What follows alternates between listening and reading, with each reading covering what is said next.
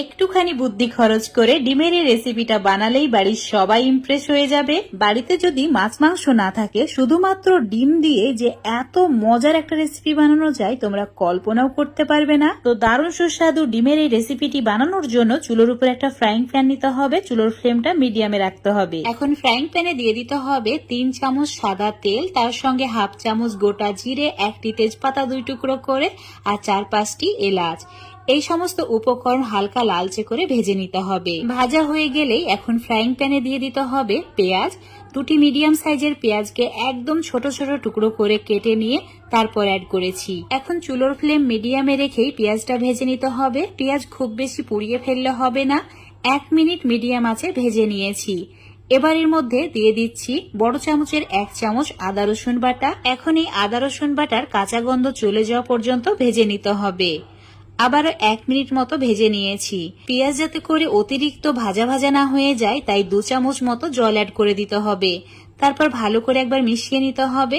মেশানো হয়ে গেলেই এর মধ্যে দিয়ে দিতে হবে গুঁড়ো মশলা, যেমন 1 চামচ হলুদ গুঁড়ো, 1 চামচ ঝাল লাল লঙ্কার গুঁড়ো, আর দিতে হবে হাফ চামচ জিরের গুঁড়ো, আর 1 চামচ ধনের গুঁড়ো, আর হাফ চামচ মতো কাশ্মীরি লাল লঙ্কার গুঁড়ো। এখন সমস্ত কিছু ভালো করে কষিয়ে নিতে হবে যতক্ষণ না একদম তেল ছেড়ে দেয়। দেখতেই পাচ্ছ একদম তেলটা ছেড়ে দিয়েছে আর ভাজা ভাজা হয়ে গেছে। এখন চুলোর ফ্লেম একদম কমিয়ে দিয়ে একটা মশলা বানিয়ে নিতে হবে। কয়েকটি কাজু ভিজিয়ে রেখেছিলাম, তার সঙ্গে 3টি টমেটো নিয়েছি। এই 2টি উপকরণ একদম মসৃণ করে পেস্ট করে নিতে হবে।